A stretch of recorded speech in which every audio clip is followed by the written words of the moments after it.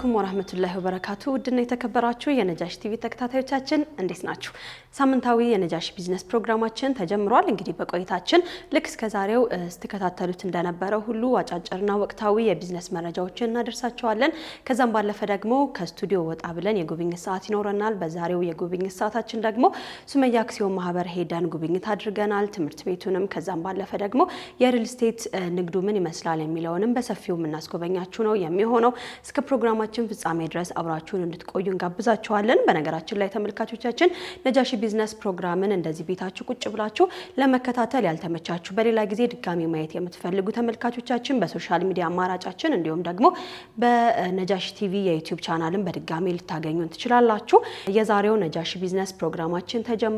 እስከ ፕሮግራማችን ፍጻሜ ድረስ አብራችሁን እንድትቆዩ የምጋብዛችሁ የፕሮግራሙ አዘጋጅና አቅራቢ እኔ ዙበይዳ ሀሰን ነኝ። አብራችሁን ቆዩ።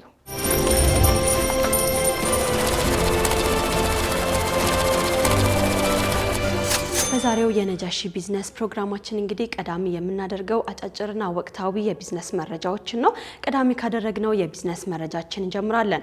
ኤምፔሳ ከኢትዮጵያ ብሔራዊ የክፍያ መረብ ከሆነው ከኢትስዊች ጋር ያለውን ትስስር ማጠናከሩን አስታውቋል። ይህ ትስስር ከ15 በላይ ባንኮችን፣ ማይክሮ ፋይናንስ ተቋማትን ያካተተ ሙሉ የጋራ ተፈጻሚነት ፈጥሯል ነው የተባለለት። በኢትዮጵያ ዲጂታል ፋይናንስ ስነ ምህዳር ውስጥ ትልቅ ለውጥ ያመጣል የተባለው ይህ ውህደት ደንበኞች በፍጥነት ገንዘብ ከተለያዩ መድረኮች እንዲልኩና እንዲቀበሉ እንዲሁም ደግሞ በኪውአር ላይ የተመሰረቱ ክፍያዎችን በቀላሉ እንዲፈጽሙ ያስችላቸዋልም ተብሏል። የኤምፔሳ ኢትዮጵያ ዋና ስራ አስፈጻሚ ሆኑት ኤልሳ ሙዘሊኒ ይህ ትስስር ወደ ተገናኘው አካታች የፋይናንስ ስርዓት የተወሰደ አስፈላጊ እርምጃ መሆኑን ተናግረዋል። ተቋሙ ለካፒታል በላከው መረጃ መሰረት በአሁኑ ወቅት የኢትዮጵያ ንግድ ባንክ፣ አዋሽ ባንክ፣ ኦሮሚያ ህብረት ስራ ባንክን ጨምሮ ከ15 በላይ ተቋማት ውህደቱ ውስጥ ተካተው ለዲጂታል ፋይናንስ ተደራሽነት መስፋፋት አስተዋጽኦ ያደርጋሉም ተብሏል።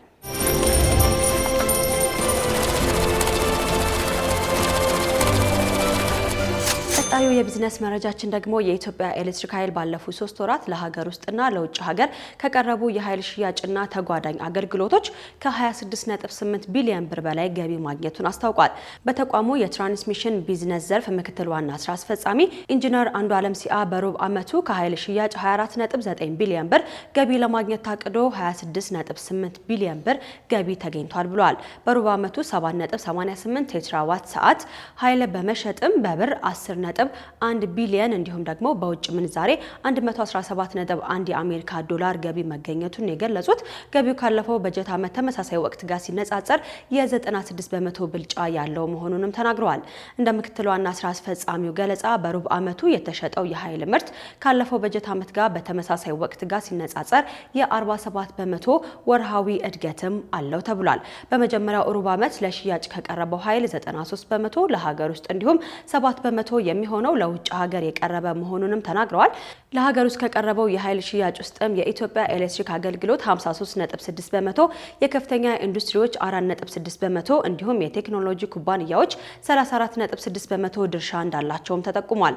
በተመሳሳይ ለጎረቤት ሀገራት ከቀረበው የኤሌክትሪክ ኃይል ሽያጭ ውስጥ ኬንያና ታንዛኒያ 4.6 በመቶ እንዲሁም ጅቡቲ 2.2 በመቶ ድርሻ አላቸውም ተብሏል።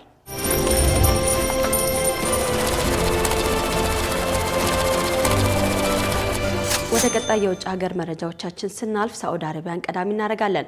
ሳዑዲ አረቢያ የከፊል ስርዓቷን ማቆሟ ተሰምቷል። ሳዑዲ አረቢያ ለ50 ዓመታት ያስቆጠረውን የከፊል ስርዓት በስደተኞች ላይ ተግባራዊ ሲደረግ ቆይቷል።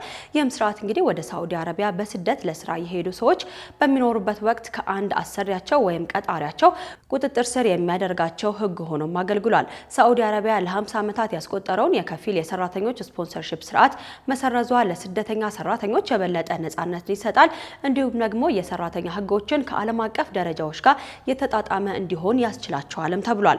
ይህ የሰራተኞች ስፖንሰርሺፕ ሞዴል በሚሊዮን የሚቆጠሩ የውጭ ሰራተኞችን ህይወትና መብት ተቆጣጥሮም ቆይቷል። ወደ ሀገሪቱ በስደት ለስራ የሄዱ ሰዎችም ይህ ስርዓት የሰራተኞችን የመኖርና የመንቀሳቀስ ሙሉ መብት በአንድ ቀጣሪያቸው ስር ብቻ ስለሚያደርግ እንቅፋት ሆኖባቸው መቆየቱም ይነገራል። ሆኖም በ2025 የተነሳው ውሳኔ የስደተኞችን ደህንነትና በመንግስቱ ውስጥ ያለውን የሰራተኞች መብትን ለማሻሻል ታሪካዊ እርምጃ ያሳያልም ነው የተባለው። ማሻሻያው በአብዛኛው ከደቡብና ከደቡብ ምስራቅ እስያ ወደ 13 ሚሊዮን የሚጠጉ የስደተኛ ሰራተኞችን ተጠቃሚ ያደርጋል ተብሎም ይጠበቃል። ማሻሻያው በአብዛኛው ከደቡብና ከደቡብ ምስራቅ እስያ ወደ ሳዑዲ አረቢያ የገቡ 13 ሚሊዮን የሚጠጉ የስደተኛ ሰራተኞችን ተጠቃሚ ያደርጋል ተብሎም ይጠበቃል። ካፉል የሚለው ቃል ከአረበኛ ስፖንሰርሺፕ ተብሎ የተወሰደ በባህረ ሰላጤ ውስጥ ያለውን አጠቃላይ የአኗኗር ዘይቤ የሚወክል ሲሆን ይህም ቀጣሪዎች በሰራተኞቻቸው ላይ ሙሉ ቁጥጥር ሲኖራቸው ስራ መቀየር፣ አገር ለቀው መሄድን ጨምሮ የህግ እርዳታ ለመጠየቅም የአሰሪያቸው ፍቃድ የሚጠይቁበት አሰራር ሆኖም ቆይቷል።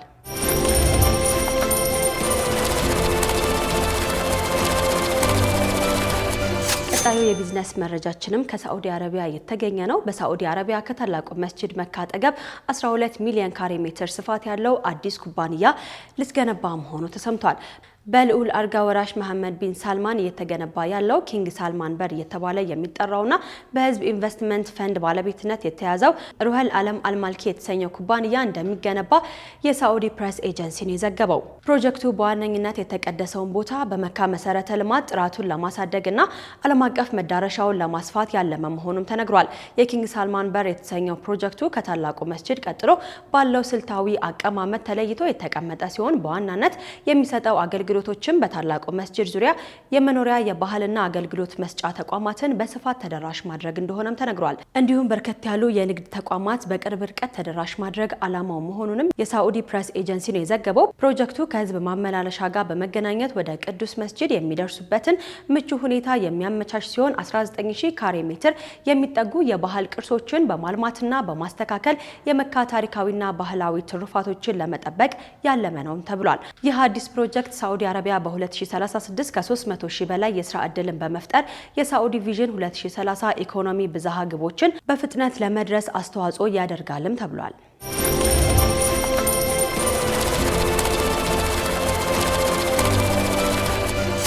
የመጨረሻ ያደረግነው የቢዝነስ መረጃችን ደግሞ የቱሪዝም ዘርፍን ይመለከታል።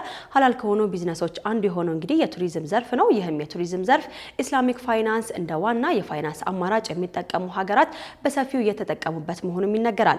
በዚህም በኢስላሚክ ፋይናንስ ቀዳሚ ከሆኑ ሀገራት መካከል ኢንዶኔዥያ ይህንን የገቢ አማራጭ በሰፊው ለመጠቀምም እየሰራሽ መሆኑም ተዘግቧል።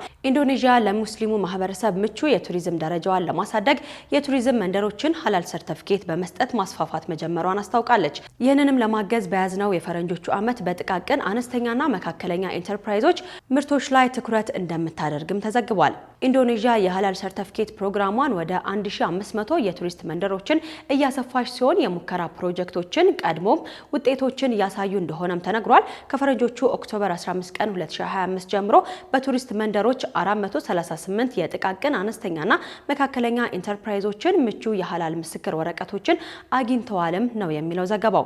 ይህ ጅማሮ ኢንዶኔዥያ እንደ መሪ ዓለም አቀፍ ሙስሊም ተስማሚ የቱሪዝም መዳረሻ ለማድረግና ለአካባቢው ማህበረሰቦች ኢኮኖሚ እሴትን ለማቅረብ የምታደርገውን ጥረትም አንዱ አካል መሆኑን የተነገረው።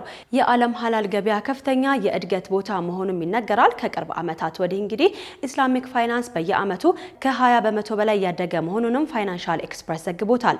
የቅርብ ጊዜ መረጃዎች እንደሚያሳዩት የምዕራባውያን ባለሀብቶችም የገበያ ድርሻቸውን ለማሳደግ ከሀላል ኢኮኖሚ ጋር መስራት አስፈላጊ ሆኖ መገኘቱን የፋይናንሻል ኤክስፕረስ ዘገባ ነው የሚያሳየው። ለሀላል ቢዝነስ እድገትም በፋይናንስ የሀላል ሴክተሩ በስነ ምግባርና ዘላቂነት ኢንቨስትመንት ላይ ያተኮረ ዘላቂነት ያለው እድገት ማምጣት መሆኑም ነው ዘገባው የሚያሳየው። ከዚህም ባለፈ ምዕራባውያን ባለሀብቶች የተስተካከለና ዘላቂነት ያለው እድገትን ለማምጣት በሀላል ኢኮኖሚ ውስጥ እንዲሳተፉ ባለሙያዎች እየመከሩ ይገኛሉ።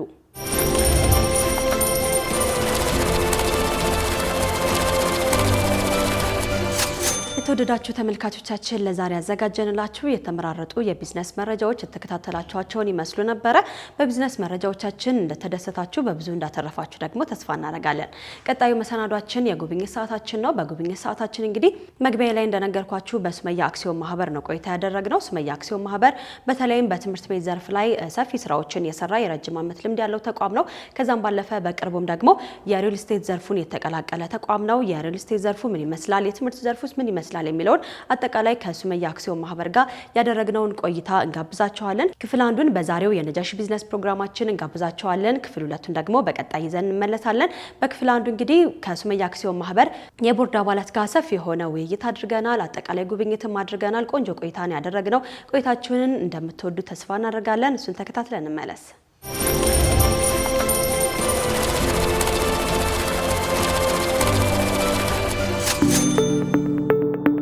አሰላሙ አለይኩም ወራህመቱላሂ ወበረካቱ። ውድና የተከበራችሁ የነጃሺ ቲቪ ተከታታዮቻችን ከስቱዲዮ ወጣ ብለን አሁን የጉብኝት ሰዓታችን ላይ እንገኛለን። በዛሬው የጉብኝት ሰዓታችን ደግሞ አንድ ቦታ እወስዳችኋለሁ። ይህም ቦታ እንግዲህ ሱመያ አክሲዮን ማህበር ነው። ሱመያ አክሲዮን ማህበር በስሩ የሚሰራቸው ብዙ ሀላል ፋይናንስ ጋር የተገናኙ ስራዎች አሉ። በዋነኝነት ሱመያ አክሲዮን ማህበር ምን አይነት ስራዎችን እየሰራ ነው የሚለውን በጉብኝት ሰዓታችን ወደ እናንተ የማደርስ ነው የሚሆነው። አብራችሁን ቆዩ። ሰላም አለይኩም። ወአለይኩም ሰላም። እንዴት ነሽ? ሰላም ነሽ? አለን። እንኳን ደህና መጣሽ። አመሰግናለሁ። እንኳን ደህና ቆያችሁኝ። እንግዲህ አቶ ካሊድ ኡስማን ፍቃደኛ ሆናችሁ ሱመያ አክሲዮን ማህበርን ለማስጎብኘት ፍቃደኛ ሆናችሁ ስለጠራችሁን በድጋሚ እጅግ አድርገን እናመሰግናለን። እኛም እንግዲህ ሱመያ አክሲዮን ማህበርን መርጣችሁ ለጉብኝት ስለመጣችሁልን በጣም እናመሰግናለን። የመጣንበት ቦታ እጅግ በጣም ደስ የሚል አየር ነው። ለጉብኝት የሚመች አየር ነው። ጥሩ ጊዜ ይኖረናል ብለን ያው ጉለሌ እንግዲህ በአየሩ በጣም የሚታወቅ ነው። ጉለሌ ጸጥ ማዕከል እዚች ጋር ነው ያለው። ስለዚህ ነፋሻማ አየር ነው እኛ ጋር ያለው። ነፋሻማ አየር ያገኘን ቆንጆ ጉብኝት ይኖረናል። አብራችሁን ቆዩ። ቢሮአችን እንግዲህ ይሄንን ይመስላል። ይሄ የኔ ቢሮ ነው። ዛሬ ደግሞ በአጋጣሚ ከዳይሬክተሮች ቦርድ አባላት ጋር ስብሰባ ላይ ነው። ሰላም አለይኩም። ዙበይዳ ትባላለች። ከነጃሺ ቲቪ ቢዝነስ ፕሮግራም ነው የመጣችው። ዛሬ እንግዲህ በአጋጣሚ የዳይሬክተሮች ቦርድ ስብሰባ ላይ ነው የመጣችው። አስታውቄሽ እንግዲህ ስብሰባውን ስንጨርስ ከአንቺ ጋር በኋላ ላይ እንገናኛለን። እሳቸው ኢንጂነር መሐመድ ሀሰን ይባላሉ። የሱመያ አክሲዮን ማህበር ዋና የዳይሬክተሮች ቦርድ ሰብሳቢ ናቸው። ከዛ በኋላ አቶ አወላሊ ይባላሉ፣ የቦርድ አባል ናቸው። አቶ ጀማል እንግዲህ የእናንተው የቦርድ ምክትል ሰብሳቢያችን ናቸው። ከዛ በኋላ አቶ ጣሃ መሐመድ የቦርድ ጸሐፊያችን ናቸው። እዚህ ጋር ደግሞ የምታያቸው አቶ አብደላ መሐመድ የቦርድ አባል ናቸው። እሷ የሱመያ አክሲዮን ማህበር አስተዳደር ዘርፍ ኃላፊ ናት። እሱ ደግሞ አቶ ሳዲቅ ነስሩ ይባላል፣ የትምህርት ዘርፍ ዋና ኃላፊ ናቸው። እንግዲህ በዋናነት ዛሬ የምንወያይበት በትምህርቱ ዘርፍ የ2018 ምን ይመስላል የሚለውን ነው የምንወያይበት። ስለዚህ እንደጨረስን ከአንቺ ጋር እንገናኛለን ኢንሻአላህ።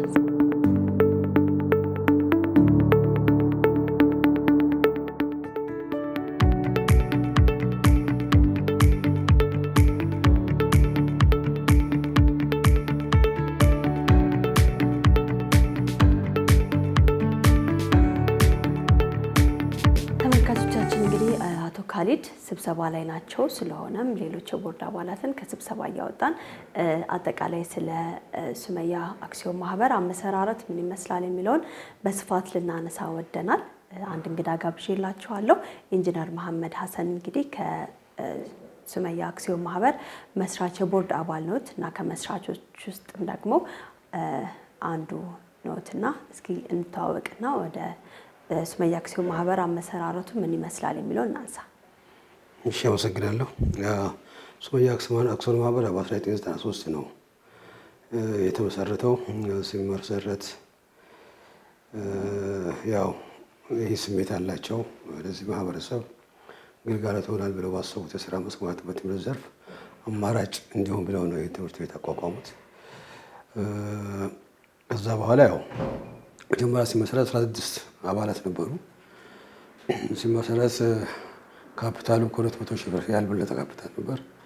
ከዛ በኋላ ግን በሂደት ያው ሰውም እንደዚህ አይነት ፍላጎት ስለነበረው ከዛ በኋላ ያለው ከተመሰረተ በኋላ አባላት በመጨመር ካፒታሉ በማሳደግ እና ብዙ ሌሎች አባላቶችም እንዲገቡ በማድረግ አክሲዮን ማህበሩ አሁን ላለበት ደረጃ እንዲደርስ ሆኗል። ማሻአላህ።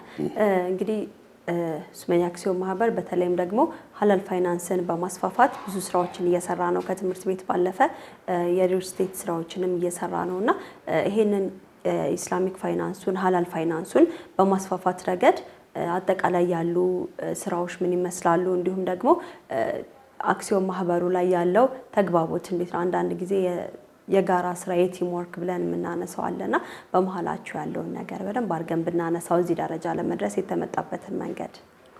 እንደነገርኩሽ አሁኑ ሰዓት ወደ 600 ምናምን አባላት አሉት። ያ ሁሉ አባል አላማው አንድ ነው። አላማው አንድ ነው ሲባል ከምስረታው ጀምሮ ፕሮፊት ታርጌት አድርጓል የተመሰረተው። ከፕሮፊት ውጭ በዘለለ ማህበረሰባችን ተመራጭ ትምህርት ቤት እንዲያገኝ ነው። ያንን የለዛ ስኬት የተሰባሰበ ማህበረሰብ ስለሆነ በመካከላችን ምንም አይነት ግጭት የጥቅም እንትን የለም። አክሲዮን ማህበር ከማሳደግ ውጭ እንደ አክሲዮን ማህበር ሌሎች አክሲዮን ማህበር አባላት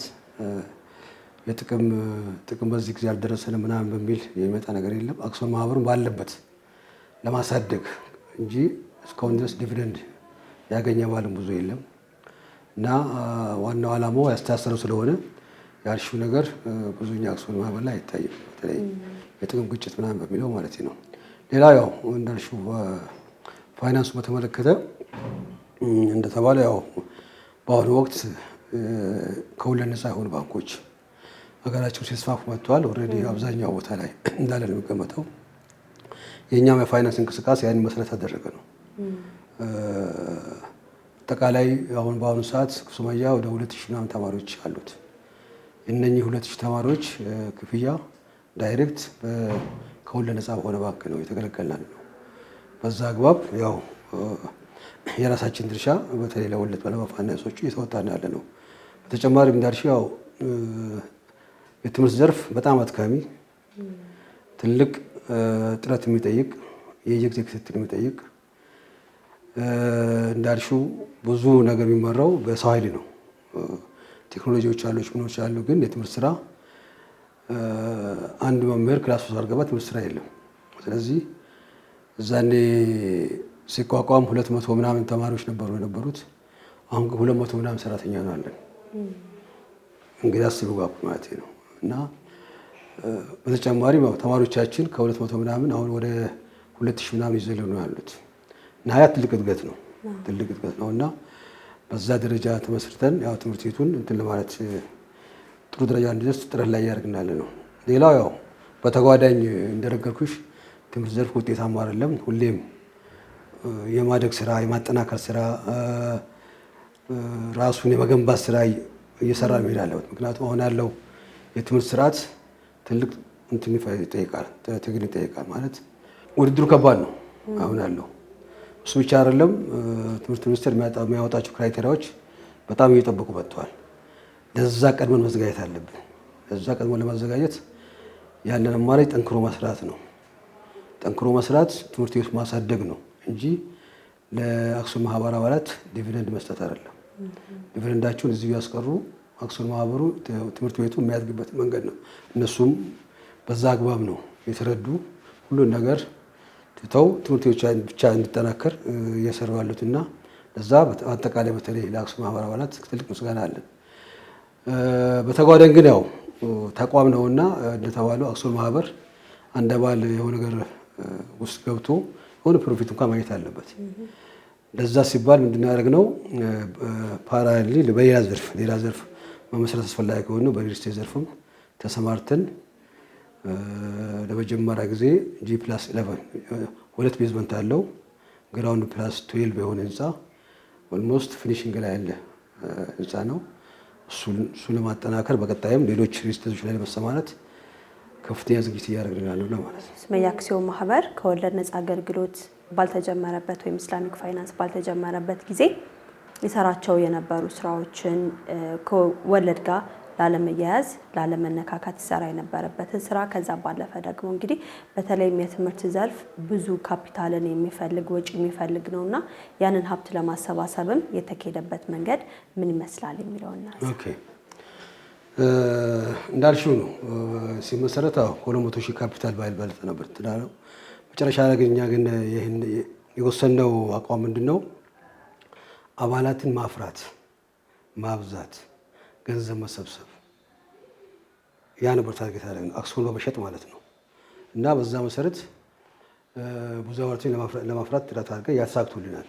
ሌላኛው ምንድነው? በተለይ በወቅቱ የነበሩ ቦርድ አባላት ለምሳሌ እዚህ አሁን ቅድም አየነው ግቢ ሃይስኩል ግቢ በሊዝ ጨረታ ነው ወሰነው። ስንወስድ እኛ ጋር አካውንታችን ላይ ገንዘብ የለም። ያደረገው ምንድነው? እያንዳንዱ የቦርድ አባል ለዛ ቦታ ግዢ ቅድሚያ ጨረታው ካሸነፉ በኋላ ማለት ነው ለዛ ቦታ ግዢ የሚሆን አድቫንስ ክፍያ ቅድሚያ ክፍያውን ከየኪሱ ነው ያወጣው። ከየኪሱ አዋጡ ለምንድን ያደረገው ለአክሲዮን ማህበሩ አበደረው። ያንን የተበደረው አክሲዮን ማህበሩ ያንን ብር ተበድሮ ለማን ከፈለ? ለመሬት አስተዳደር ክፍያውን ፈጸመ ማለት ነው። ከዛ በኋላ ያ ብር ኦልሬዲ አክሲዮን ማህበሩ መመለስ አይችልም፣ አቅም የለውም። ቀጥታ ወደ አክሲዮን ነው ሼር ያደረጉት። ያን ያህል መስዋዕትነት ተከፈተው ማለት ነው።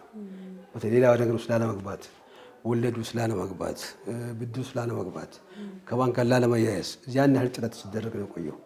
እሱ ብቻ አይደለም፣ ቦታውን ከገዛን በኋላ እንደገና ያው ሊዝ እንደምታውቁት የራሱ የሆነ የወለድ ሲስተም አለው እና ያም እንዳይመጣ በሚል መጨረሻ ያደረግነው ምንድነው እንትናችን የቀረብን ሂሳብ ምንድነው የሚለውን በደንብ አስተን ይሄንን ሂሳብ ወለድን እየወለደ እንዳይሄድ ለመዝጋት በማሰብ ተጨማሪ አክሲዮኖችን ሽያጭ በማድረግ ሙሉ ሂሳቡን ዘግተን ቦታችን ከወለድ ነፃ አድርገን የክፍያ ሰርተፊኬት ወስደናል ማለት ነው። ያ ማለት የነበረው ጥረትን የሚያሳይ ነው። ማሻአላ በጣም ደስ ይላል። እንግዲህ ሱመያ አክሲዮን ማህበር ለሌሎችም ቀደምት ከጀመሩ አክሲዮን ማህበሮች ወይም ደግሞ ተቋማት አንዱ ነው ማለት እንችላለን። በተለይ በኢስላሚክ ፋይናንስ ላይ ለመስራት ሙሉ በሙሉ ሀላል የሆነ ቢዝነስን ከመስራት አንጻር ማለት ነው። እናም ደግሞ በቀጣይም ደግሞ ኢስላሚክ ፋይናንስ አገልግሎት መስጠት ከጀመረ በኋላ ያመጣቸው ለውጦች ይኖራሉ። እነሱንስ ደግሞ በምን መልኩ አገዛችሁ ማለት እንችላለን? ኢስላሚክ ፋይናንሱ ወደ ስራ ከመጣበት ጊዜ ጀምሮ ማለት ነው። ያው ያለን እንትን ምንድነው እንደ ማንኛውም አክሲዮን በተለይ እንደሚታወቀው መጀመሪያ ይሄን የተጀመረው ዘምዘም ባንክ ነው።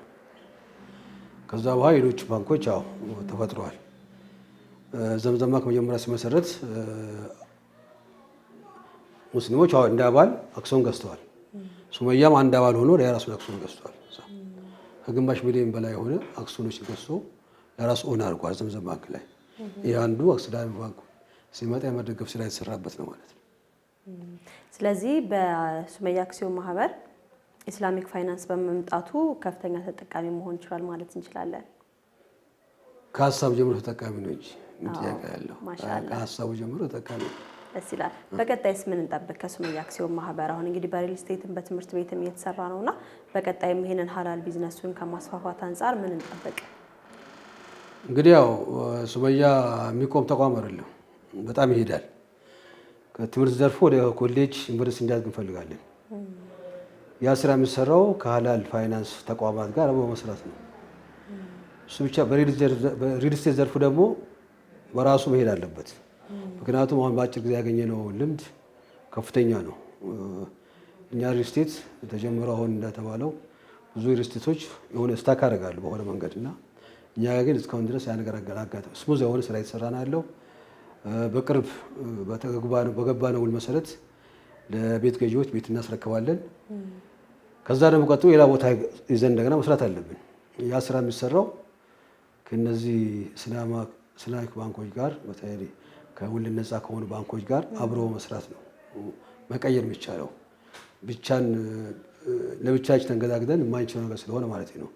እነሱንም ጠቅመን እኛም ተጠቅመን ማለት ነው። በዛ አግባብ በቀጣይ ከእነሱ ጋር አብረን ለመስራት ከፍተኛ ፍላጎት ያለን ስለሆነ እነሱም መጥተው ጆይን ቢያደርጉን ደስተኛ ነን። ኢንሻአላህ እንግዲህ በቀጣይም ደግሞ ሱመያ አክሲዮን ማህበር በሚሰራቸው ሌሎች ስራዎችም በነጃሺ ቢዝነሳችን በድጋሚ እንገናኛለን ብለን ተስፋ እናደርጋለን። ለነበረን ቆይታ እናመሰግናለን። እናንተም ያው ነጃሺ ቲቪ እኛ ሙስሊም ኢስላሚክ ቲቪዎች አሉ፣ ብዙ ቲቪዎች አሉ። አሁን የምናየው ነጃሺ ቲቪ ግን ሞር ፕሮፌሽናል እየሆነ መጣ ቲቪ ነው ብዬ ለማገም የተካተነው ነው። በጣም ጊዜ ሰጠን ማለት ነው። ስለዚህ ያንን ስራ እየሰራችሁ ሱመያ አክሲዮን ማህበር እንደ ተቋም እንደ ቢዝነስ ተቋም ጥሩ ደረጃ ደርሰዋል፣ ወደፊት ራዕይ ያለው ህልም አለው ብላችሁ ፕሮግራም አድርጋችሁ እኛን ኢንተርቪው ለማድረግ በመምጣታችሁ ከፍተኛ የሆነ ምስጋና አቀርባለሁ በዳይሬክቶች ቦርድ ስም እና በአክሲዮን ማህበር ስም ማለት ነው። እኛም እጅግ አድርገን እናመሰግናለን።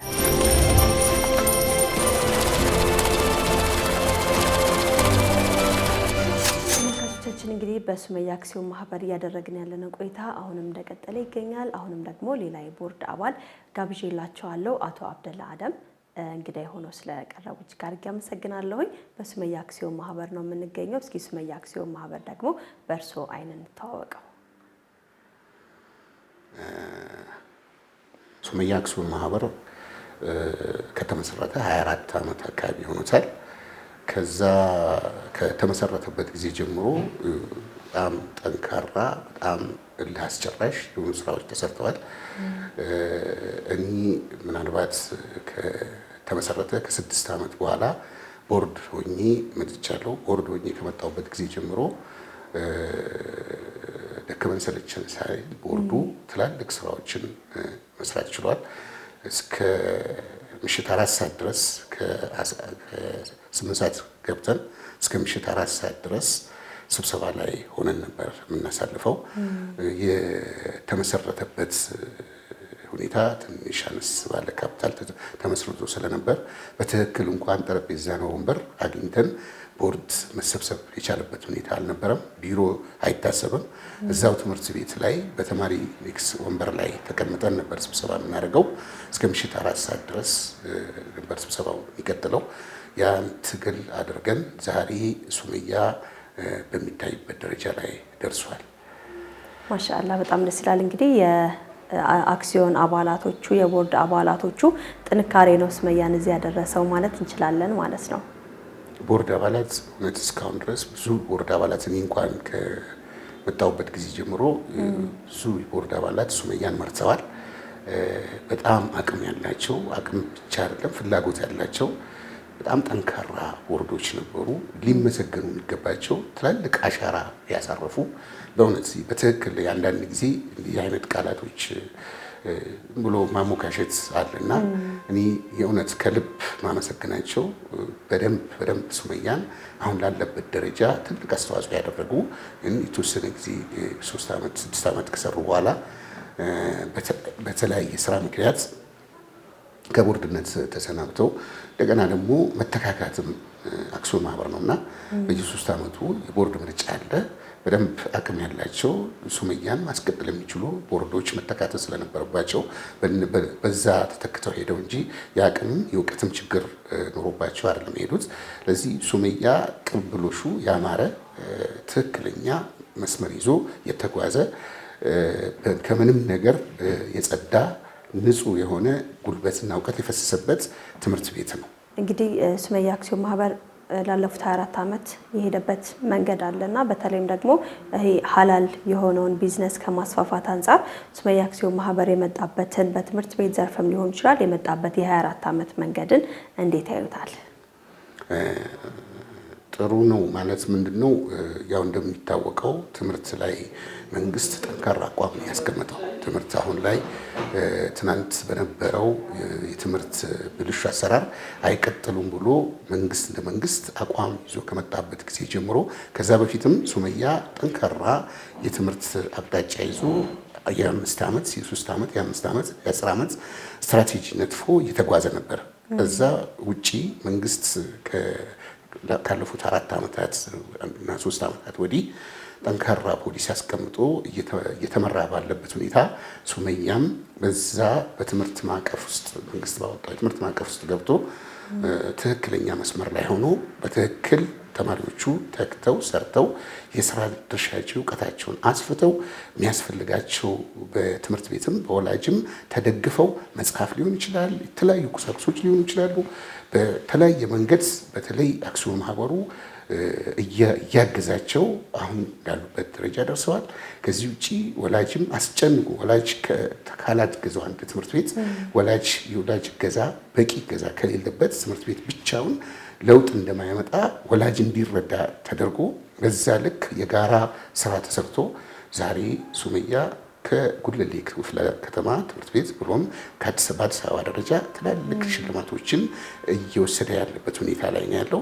ከዚህ ውጪ ምናልባት ጎን ለጎን ከ2 ዓመት ወዲህ በሪል ስቴቱ ዘርፍ ገብቶ መንግስት ባመቻቸው የቤት እጥረትን የኢትዮጵያ ሕዝብ ባለበት የቤት እጥረት በመነሳት መንግስት ለግሉ ባለሀብት ባመቻቸው መንገድ መሰረት ገብቶ ሱመያም ድርሻውን እየተወጣ ይገኛል። ከትምህርት ቤቱ ከጎን ለጎን በሪል ስቴቱም ተሳትፎ ዛሬ ላይ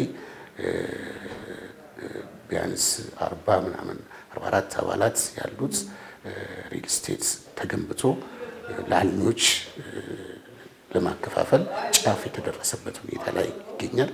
ከትምህርት ቤቱ ጎን ለጎን ይህንም እየሰራ ያለበት ተቋም እየሆነ ነው ያለው። እሺ እንግዲህ ስለ ሱመያ አክሲዮን ማህበር እያነሳን ነውና በሙስሊሞች ከተመሰረተ የሙስሊሞች ተቋም ከሆኑ ሀላል በሆነ መንገድ ከሚሰሩ ተቋማት መካከል አንዱ እንግዲህ ሱመያ አክሲዮን ማህበር ነው ብለናልና ተቋማት እንደዚህ አይነት ተቋማት ደግሞ ለማህበረሰብ የሚሰጧቸው በርካታ አገልግሎቶች አሉና በዋነኝነት ደግሞ ለተማሪዎችም ሊሆን ይችላል አካባቢው ማህበረሰብ ሙስሊሙን ማህበረሰብ በማገዝ የሰሯቸው ስራዎች ካሉ እነሱን አንስተን እናጠቃለን።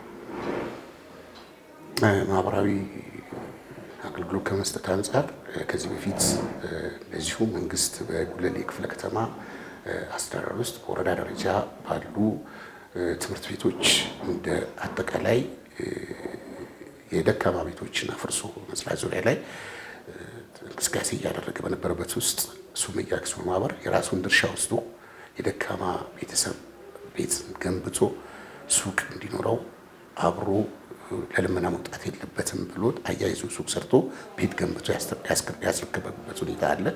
ከዚህ ውጪ በወረዳ ደረጃ በክፍለ ከተማ ደረጃ መንግስት እገዛ ሲጠይቅ የተለያዩ እገዛዎችን አግዙን ብሎ ሲጠይቅ ፊት ለፊት ሆነን በሚያስፈልገው ነገር ሁሉ መንግስትን እያገዝን እንገኛለን። ከዚህ ውጪ እንደ ትምህርት ቤት ውስጥ ስንሄድ በትምህርት ቤታችን ውስጥ ከ12 እስከ 14 የሚሆኑ የቲም ተማሪዎች መንግስት አሁን ተማሪውን እንደግፍ እንመግብ እያለ ባለበት ሁኔታ ላይ ከዛ በፊት ይህ ሀሳብ ሳይመጣም ሱመያ አስቀድሞ የጀመረበት ሁኔታ ላይ ነው ያለው። ተማሪዎችን ከመደገፍ አንጻር በተለይ ቲም ተማሪዎችን እንደገና አቅመ ደካማ የሆኑ ሰዎች ቢያንስ ግማሽ ከፍለው ግማሽ ትምህርት ቤቱ ችሏቸው ስፖንሰር አድርጓቸው እንዲያስተምሩ ያደረጋቸው ያበቃቸው ለትላልቅ ደረጃ ላይ የደረሱ ተማሪዎችን አፍርቷል። የቲም ተማሪዎች ዛሬ ላይ በደንብ አቅም ፈጥረው ትላልቅ ቦታ ላይ መንግስት እያገዙ ያለበት ሁኔታ ላይ አለ። ከሱመያ ተምረው ተመርቀው ወጥተው እያገዙ ያለበት ሁኔታ ላይ ያለው ይህ አሰራር ሱመያ እስካለ ድረስ በተሻለ ተጠናክሮ ይቀጥላል የሚል ትልቅ ተስፋ ነው ያለን። ይቀጥላል ደግሞ ኢንሻአላህ። ለሰጡኝ ማብራሪያ እጅግ አድርጌ አመሰግናለሁ። እኔ የነበረን ቆይታ እኔም ከልብ አመሰግናለሁ።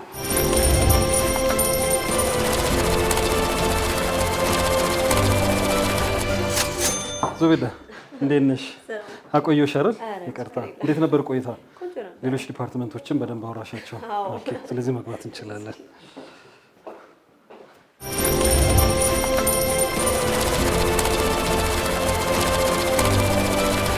አሁን እንግዲህ አረፍ ብለን ደግሞ ስለ ሱመያ አክሲዮን ማህበር ልናነሳ ነው። ሱመያ አክሲዮን ማህበር በዋነኝነት የተሰማራባቸው የስራ ዘርፎች ምንድን ናቸው የሚለውን እስኪ እናንሳ በቅድሚያ። እንግዲህ ሱመያ አክሲዮን ማህበር ከምስረታው ዕለት ጀምሮ በትምህርት ዘርፍ ነበረ እየተሰማራ ያለው። እስከ 1994 ጀምሮ ከአጸደ ህጻናት እስከ 12ኛ ክፍል ላይ በአሁኑ ሰዓት እያስተማርን እንገኛለን በ4 ቅርንጫፍ ትምህርት ቤቶች። ከትምህርቱ ዘርፍ በተጨማሪ ደግሞ በ2014 የሪል ስቴት ዘርፉን አክሲዮን ማህበሩ ተቀላቅሏል። በሪል ስቴት ዘርፉ እንግዲህ በኋላ ላይ በደንብ ማስጎበኝሽ አንድ ሳይት አለ። በሪል ስቴት ዘርፍ ላይ ከ2014 ጀምሮ አንድ ጥሩ ሳይት ጀምረናል። እንግዲህ G+11 ላይ ነን። በቀጣይ ደግሞ በርካታ በስትራቴጂክ ፕላኖቻችን መሰረት በርካታ ሳይቶችን የመያዝ እንዲሁም ሌሎች አዋጭ የሆኑ ቢዝነስ ዘርፎች ላይ ለመሰማራት በእቅድ ደረጃ ይዘናል። እንግዲህ ሱመያ አክሲዮን ማህበር በዋነኝነት በሀላል ቢዝነስ ላይ የተሰማራ ተቋም እንደሆነ ይነገርናል እና በዋነኝነት ደግሞ ለ24 ዓመታት በትምህርት ዘርፉ ላይ እንደሰራ ነው እየነገሩኝ ያሉት እና የትምህርት ዘርፉ ላይ ያለው ስራ ምን ይመስላል ያሉ ብራንቾችን እና እንደው በተለየ የሚሰጧቸው አገልግሎቶች ካሉ ስለሱ እናንሳ። ያው በትምህርት ዘርፉ ላይ አክሲዮን ማህበሩ ሲመሰረት እንግዲህ እንደ ማንኛውም አክሲዮን ማህበር ቢዝነስ ላይ ተመጣጣኝ የሆኑ ትርፎችን በማትረፍ ለሀገር ግንባታው አስፈላጊ የሆኑ ተማሪዎችን እንደዚሁ ማፍራት ነው ትልቁ ዓላማችን።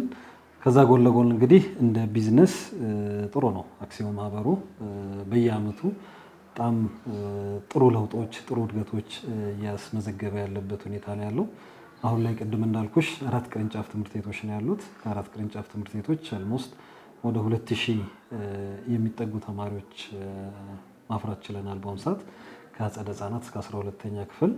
እንግዲህ በተቻለው አቅም እንደ ሀላል የኛ ትልቁ ቀይ መስመራችን ነው። እያንዳንዱ እንቅስቃሴያችን በተቻለው አቅም ሀላል እንዲሆን ሀላል የሆኑ ቢዝነሶችን እየሰራን ነው። ጎን ለጎን ተማሪዎችን የሚገባቸውን በትምህርት ጥራት ውጤታማ ከማድረግ አንጻር ብዙ ስራዎችን እንሰራለን። እንደ አክሲዮን ማህበር ደግሞ አክሲዮን ማህበሩ ሳይንገዳገድ ቀጥ ብሎ መሄድ አለበት።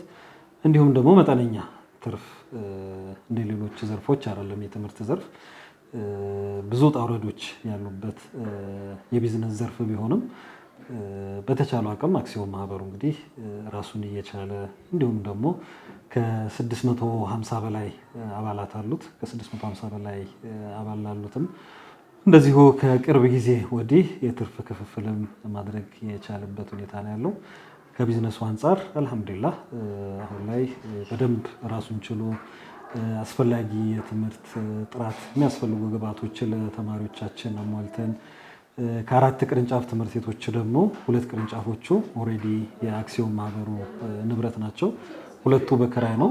ስለዚህ አክሲዮን ማህበሩ የሚያተርፋቸውን ትርፎች እንዲሁ በክራይ ሲገለገልበት የቆዩትን እንደዚሁ በግዢ መልክ ወደ ራስ ለማድረግ አንዱ ስትራቴጂክ ፕላናችን ላይ ያስቀመጥ ነው ይሄን ነው። ስለዚህ ከ2ቱ በክራይ የምንገለገልበትን አሁን ላይ ግዢ ፈጽመን ቢያንስ አክሲዮን ማህበሩ ንብረት የሚያለውን ከ2 ወደ 3 ከ3 ወደ 4 ለማድረግ እየሞከረ ነው። አሁን ላይ በዛም መሰረት ጥሩ እየተንቀሳቀስንበት ያለበት ሁኔታ ነው ያለው።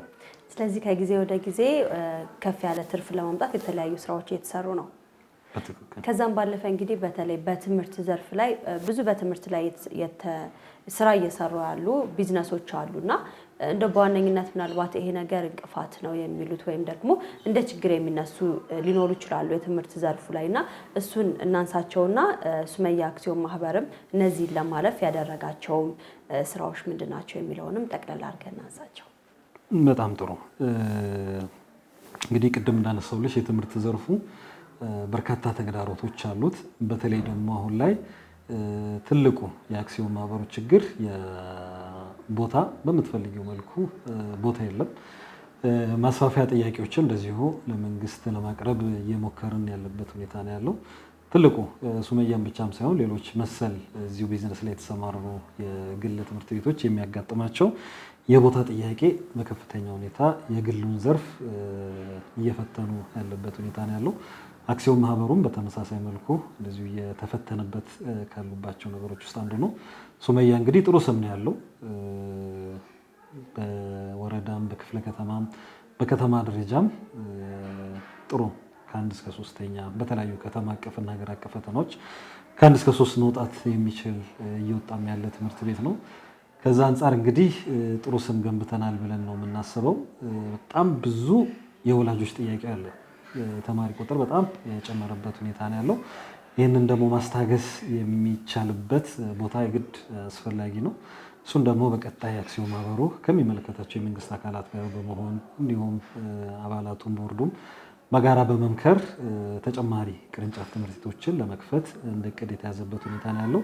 እንደ ተግዳሮት ግን ትልቁ እየፈተነን ያለው ትንሽ የቦታ ጥበት እየፈተነን ነው። ይህን አንዱ ለመቅረፍ እንግዲህ በኋላ ላይ እንግዲህ 2ኛ ደረጃ ትምህርት ቤት ስንሄድ በደንብ አስጎብኝሻለሁ። አንድ አነስተኛ የሆነ ህንፃ እየገነባን ነው። ይህም አንዱ ቢያንስ እንደዚህ አይነት ችግሮችን ይቀርፉልናል ብለን ከምናስባቸው የመስፋፊያ ፕሮጀክቶቻችን አንዱ አካል ነው። እሱም በደንብ እናያለን።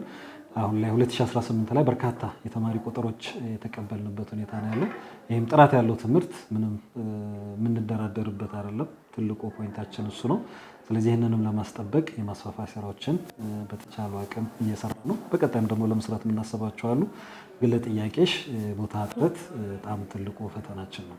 እሺ እንግዲህ ሱመያ አክሲዮን ማህበር ከዛሬ 24 ዓመት በፊት እንደተቋቋመ እየነገሩኝ ነበርና ያኔ ደግሞ በተለይ በሀገራችን ውስጥ ወለድ ነፃ የሆነ ወይም ኢስላሚክ ፋይናንስ አገልግሎት ብዙም ተደራሽ ያልሆነበት ጊዜ ነበር እና በዛን ጊዜ እንግዲህ በዋና ወይም ደግሞ ወለድ በሚጠቀመው ፋይናንስ መጠቀም ግድ የሚሆንበት ጊዜ ነበርና ያንን ጊዜ እንዴት ታለፈ? ያንን ወቅት እስኪ እናስታውሰው። አዎ በጣም ጥሩ ጥያቄ ነው ያነሳሽው። እንደ ሱመያ መሰል ተቋማት በተለይ የሙስሊም ተቋማትን በርካታ ዓመታት ሲፈተናቸው የነበረው ይሄ ነው። ከፋይናንሱ ገበያ ተጠቃሚ ያለመሆን ነገሮች ነበሩ። እኛ አይ ቲንክ ጥሩ ሞዴል መሆን እንችላለን ብዬ አስባለሁ። በተለይ ቅድም እንዳልኩሽ ሁለቱ የራሳችን ግቢዎች ናቸው። ሁለቱም ግቢ እንግዲህ አንዱም በጨረታ የተገዛበት ሁኔታ ነው ያለው። በጨረታ ሲገዛ እንግዲህ በሊዝ የገዛ ነው መሬት ነበረ። ይሄ ደግሞ በየጊዜው የሚከፈል ከሆነ ወለዱንም ጨምሮ የሚከፈልበት ሁኔታ ነበር። ይሄ ደግሞ ሱመያ አክሲዮን ማህበር ከተቋቋመበት ዓላማ ወይም ደግሞ እሴቶቻችን በጣም የሚቃረን ነው። ስለዚህ በዚህ አጋጣሚ እንደውም የሱመያ አክሲዮን ማህበር አባላትን እንዲሁም የዳይሬክተሮች ቦርድን በጣም አመስገን እፈልጋለሁ። አንድም ወለድ ሳይገባ ሙሉ ለሙሉ በጣም ትልቅ መስዋዕትነት ተከፍሎበት ሁሉም አባላት በሚባል ደረጃ ይሄ ወለድ መከፈል የለበትም፣ ሙሉ ለሙሉ የሊዙን ክፍያ መዘጋት መቻል አለበት በሚል አልሐምዱሊላህ ወለድ ውስጥም ሳንገባ በአባላት መዋጮ ካፒታላችንን በማሳደግ ይሄንን ሊዝ በአንድ ዓመት ሙሉ የዘጋንበት ሁኔታ ነው ያለው። በዚህም እንግዲህ አክሲዮን ማህበሩ ወለድ ከሚባለው ከአክሲዮን ማህበሩ እሴት ጋር የሚጋጭ ትልቅ ያው እንደ ሙስሊምም ማይደገፍ ነው። ስለዚህ እሱን ሙሉ ለሙሉ መቅረፍ የተቻለበት ሁኔታ ነው ያለው። በዚህ በጣም ትልቅ ስራ ነው እንደ አክሲዮን ማህበር የተሰራው። በቀጣይ ደግሞ አሁን ላይ አልሐምዱሊላህ ጥሩ አይኤፍቢዎች ኢንተረስት ፍሪ ባንኮች እየመጡልን ነው። ከነሱ ጋር ደግሞ አክሲዮን ማህበሩ በተለይ ስትራቴጂክ ፕላኑን የሚያስፈጽምበት አጋር ሆኖ ከተለያዩ ግል ባንኮች ጋር እየሰራ ያለበት ሁኔታ ነው ያለው። ከፋይናንሱም ለዚሁ ተጠቃሚ ለመሆን ጫፍ ላይ እየደረስንበት ሁኔታ ነው ያለው። አሁን ላይ ያው ጥሩ ምቹ ነገሮች የተፈጠሩበት ሁኔታ ነበር የነበረው። ከዛ በፊት ግን የነበረውን አንዱ ኤክስፖዠሩ የነበረን ከሊዙ ጋር የተያዘ ነበር። ይህም እንግዲህ አባላት በከፈሉት መስዋዕትነት ማለት ይቻላል ሙሉ ለሙሉ ወለዱ ሳይገባብን የተከፈለበት ሁኔታ እንደ አንድ ትልቅ ችግርን የተቀረፈበት እንደ ታሪክም መቀመጥ የሚችል ነገር ነው ብዬ አስባለሁ። ማሻአላህ በጣም ደስ ይላል። እንግዲህ በተለይም ደግሞ የኢስላሚክ ፋይናንስ እኛ ሀገር ከመጀመሩ በፊት ብዙ ተቋማት በዚህ በተመሳሳይ መልኩ ችግር ላይ እንደነበሩ ይነገራል በተለያየ ጊዜና የኢስላሚክ ፋይናንስ መምጣትም እነዚህን ችግሮች እየቀረፈ እንደሚገኝም ይታመናል። ከዛ ባለፈ እንግዲህ ሱመያ አክሲዮን ማህበር ብራንዱን ቢልድ ለማድረግ የሰራቸው ስራዎች ይኖራሉና ስለሱ ስራዎች እናንሳ። ከትምህርት ቤት ተነስቶ አሁን ደግሞ ወደ ሪል ስቴት ንግድ እየሄደ ነውና ስሙን ከፍ አድርጎ እንዲጠራ እንዲታወቅ በህዝብ ዘንድ እንዲሰርጽ ለማድረግ የተሰሩ ስራዎች ምንድናቸው የሚለውን ደግሞ ብራንድ ቢልዲንግ ላይ እናንሳ። ከብራንድ ቢልዲንግ አንጻር እንግዲህ በርካታ ስራዎችን ላለፉት 2 አስርት ዓመታት ሰርተናል ብለን ነው የምናስበው። በተለይ በትምህርቱ ዘርፍ ላይ ጥሩ ብራንድ አለን ብለን ነው የምናስበው። በተለይ ከተማሪ ውጤት ጋር ተያይዞ ሱመያ ታዋቂ ነው። በከተማ ደረጃም እንግዲህ ካሉት ግል ትምህርት ቤቶች በፈርስት ጂቲፒ አንደኛ በመውጣት ተሸላሚ መሆን የቻለ ነው። እንዲሁም ደግሞ በከተማና ሀገር አቀፍ ፈተናዎች በክፍለ ከተማና ወረዳ በተደጋጋሚ ተሸላሚ መሆኑ በራሱ አንዱ ትልቅ ብራንድ እንዲኖረው ያስቻለበት ሁኔታ ነው ያለው። ይሄ ከውጤት አንጻር ነው። ከባህሪም አንጻር የሱመያ ተማሪዎች የትም ቦታ የተመሰከረላቸው ናቸው። በደንብ ስነ ምግባርን ከማነጽ አንጻር ሞቷችን ራሱ ወይም መሪ ቃላችን ሱመያ የብቁ ዜጋ ማፍሪያ ነው። ብቁ የምናስበው ደግሞ አንድ ተማሪ ብቁ የሚሆነው አካዳሚካሊ ፕላስ ደግሞ ኤቲካል መሆን ሲችል ነው። ስለዚህ ስነ ምግባር ላይ በደንብ የኛ ትልቁ ብራንዳችን ስነ ምግባሩም በደንብ የጠበቀ በጣም አቅም ያለው ተማሪ መፍጠር ነው። በዚህ እንግዲህ ጥሩ ብራንዳችንን ቢልድ እያደረግን ነው ብዬ ነው የማስበው። ከዛ በተጨማሪ እንግዲህ አሁን ላይ በተሰማራንበት ሪል ስቴት ብዙ ቢዝነስ በተመሳሳይ ዘርፍ ላይ የተሰማሩ ተቋማት ትልቁ የሚገጥማቸው ችግር ጥሩ ስም የለም። ብራንዳቸው በጣም የወረደው በተለይ ከታማኝነቱ አንጻር፣ ታማኝነት ስልሽ ደግሞ ከሁለት ነገር አንጻር፣ አንደኛው አደርሳለሁ ብሎ በሚያስቡበት ባስቀመጡት ሳይም አያደርሱም። ሁለተኛው እንግዲህ ምን ሰማው ነው ብዙ ገንዘብ እየሰበሰቡ የሚሄዱበት አለ። ሱመያ እንግዲህ በመጀመሪያው ሳይቱ ላይ አልሐምዱሊላህ ጥሩ ብራንድ ቢልድ እያደረግን ነው። ከታማኝነቱም አንጻር ሱመያ የታማኝነት ጥያቄ የለበትም። ከምንም በላይ ደግሞ ቢዝነስ ላይ አንድ ተቋም ታማኝነቱን በሌሎቹ ከስተመሮች ዘንድ ማትረፍ ከቻለ ትልቅ ነገር ነው፣ ትልቅ ብራንድ ነው ብዬ ነው የማስበው እና አሁን ላይ በመጀመሪያው ሳይታችን ላይ አልሐምዱሊላህ ገዢዎችም በጣም ፖዚቲቭ የሆነ ሳቲስፋክሽን ያላቸው፣ ይህንንም እንግዲህ በቀጣይ በምንገነባበት ሳይቶችም ለማስቀጠል እንሞክራለን ብለን እናስባለን። ኢንሻአላህ እንግዲህ ደስ ይላል። የብራንድ ቢልዲንግ በደንብ ከተሰራ ሌሎች ስራዎችንም ለመስራትም ስለሚያግዝ ማለት ነው። ከዛም ባለፈ እንግዲህ አሁን ወደ ሪል ስቴት ገበያው እየገባችሁ ነውና የሪል ስቴት ገበያው እንግዲህ አሁን ብዙ ተፎካካሪ ያለበት ገበያ እየሆነ መጥቷል። ከዛ አንጻር ይሄንን ገበያ አሸንፎ ለመውጣት ሱመያ አክሲዮን ማህበር እየሰራችሁ ያለው ስራ ምን ይመስላል? እንዲሁም ደግሞ በሪል ስቴት ዘርፉ ላይ የተለየ ነገር ይዛችሁ የመጣችሁት ነገር ካለም ከሳይት መረጣም ጭምር ሊሆን ይችላል። እሱን ደግሞ በዛው ብናነሳው ጥሩ። የኛ ቢዝነስ ስትራቴጂ ከሪል ስቴቱ ጋር ተያይዞ እንግዲህ ዋና ታርጌት ከስተመሮቻችን ሙስሊሞች ናቸው። የኛው ኮሚዩኒቲ ነው። ይህንን ኮሚዩኒቲ ደግሞ ሰርቭ ከማድረግ ሀብለን የጀመርነው ከአባላት ነው። እንግዲህ 650 አባላት ላለፉት 20 ዓመታት ትርፍም ሳንሰጥ ከአክሲዮን ማህበሩ ጎን የነበሩ ናቸው። ስለዚህ አንዱ በሪል ስቴት ራዕያችን ምንድነው? እነዚህ አባላትን የቤት ባለቤት ማድረግ ነው። ስለዚህ ጀምረናል። አሁን ላይም ሙሉ ለሙሉ የመጀመሪያ ሳይታችንን ሽያጭ ያከናወነው ለአባላት ብቻ ነው። አሁንም ከፍተኛ የሆነ ጥያቄዎች አሉብን። ስለዚህ በቀጣይ 2 እና 3 ሳይቶችን ለዚሁ እየገነባን ለአባላት 650 ሰዎችን የቤት ባለቤት ለማድረግ ነው እንደ ትልቅ ዓላማ አንግበን የተነሳ ነው። ሻል ይሄን ደግሞ ለቀጣይ 5 ዓመታት በደንብ ማሳካት ይቻላል ብለን እናስባለን። አባላት በዚህ አጋጣሚ እንግዲህ ከጎናችን ስለነበሩ እዚህ አጋጣሚ ላመሰግናቸው እንዳለው።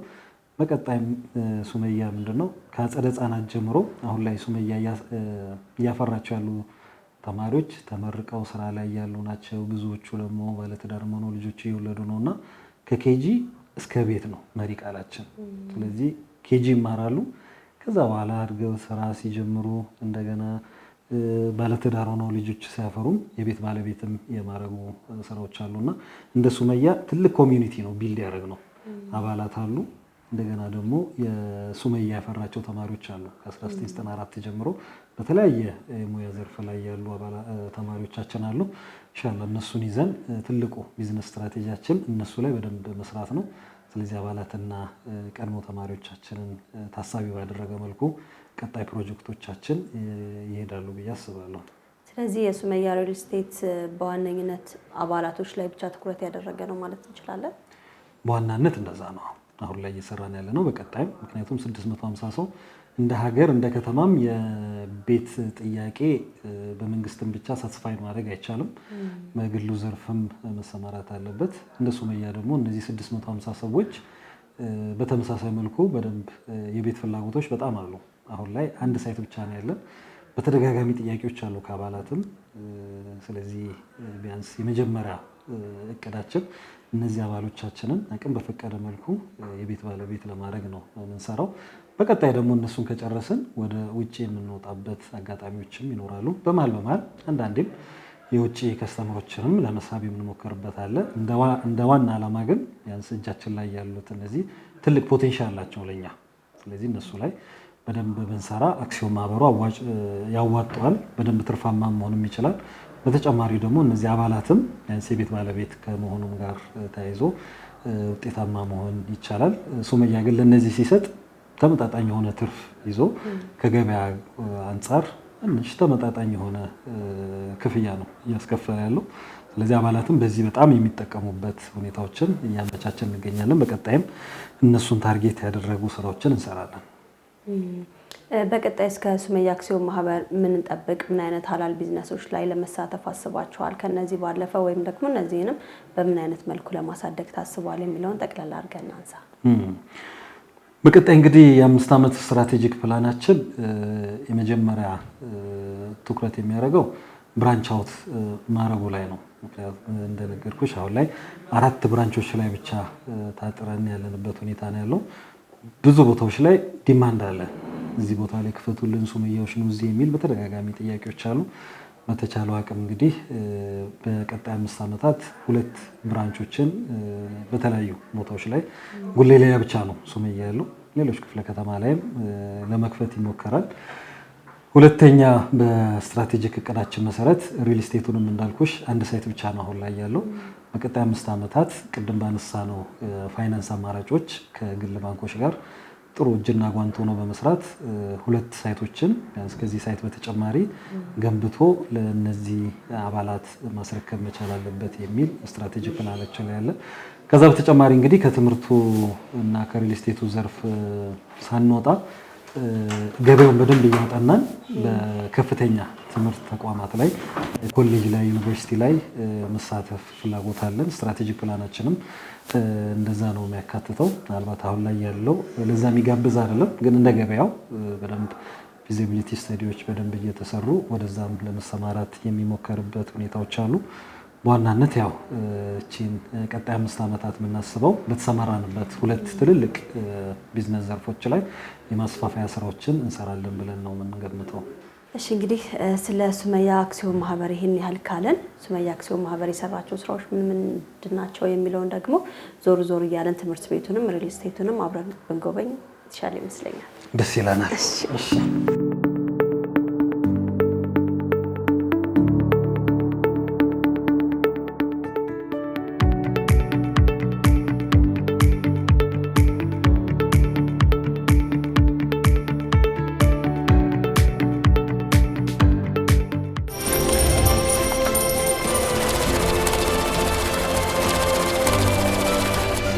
ተመልካቾቻችን ከሱመያ አክሲዮን ማህበር ጋር ያደረግነውን ቆይታ ክፍል 1ን ተከታትለን ተመልሰናል። በተለይም እንግዲህ ሱመያ አክሲዮን ማህበር በሐላል ቢዝነሱ ከተሰማሩ ረጅም ዓመት ልምድ ካላቸው ተቋማት መካከል አንዱ ነው። ሐላል ቢዝነሱ ምን ይመስላል የሚለውን በተለይም ደግሞ ኢስላሚክ ፋይናንስ በኢትዮጵያ ውስጥ ባልተጀመረበት ጊዜ የተመሰረተ ተቋም እንደመሆኑ ችግሮችን በምን አይነት መልኩ እንዳሳለፈ እንግዲህ በፕሮግራማችን ተከታትለናል። በብዙ እንደተጠቀማችሁ ደግሞ ተስፋ እናደርጋለን። ክፍል 2ን በቀጣይ ሳምንት ይዘንላችሁ እንመለሳለን። ተመልካቾቻችን ከዚህ በፊት እንደምንላችሁ እንግዲህ ከነጃሺ ቢዝነስ ጋር አብራችሁ መስራት የምትፈልጉ ከዛም ባለፈ መተን ምን ጎበኝላችሁ ተቋማት ያላችሁ ተመልካቾች በሙሉ ከዚህ በስር ባለው ስልክ ቁጥር ደውሉልን። መተን ምን ጎበኛችሁ ነው የሚሆነው። አሁንም ቆይታችሁ ነጃሺ ቲቪ ጋር አድርጋችሁ ነጃሺ ቢዝነሳችንን ስለተከታተላችሁን እጅግ አድርገን እናመሰግናለን። ለዛሬ ያዘጋጀንላችሁ የነጃሺ ቢዝነስ ፕሮግራማችን እስካሁን የተከታተላችሁትን ይመስል ነበረ። ከነጃሺ ቢዝነስ ፕሮግራም ጋር አብሬያችሁ ቆይታ ያደረኩት እኔ ዙበይዳ ሀሰን ነኝ ከመላው የስቱዲዮ ባለሙያዎች ጋር በመሆን ቀጣይ ሳምንት በሌላ ፕሮግራም እስከምንገናኝ ድረስ ወሰላም አለይኩም ወራህመቱላሂ ወበረካቱ።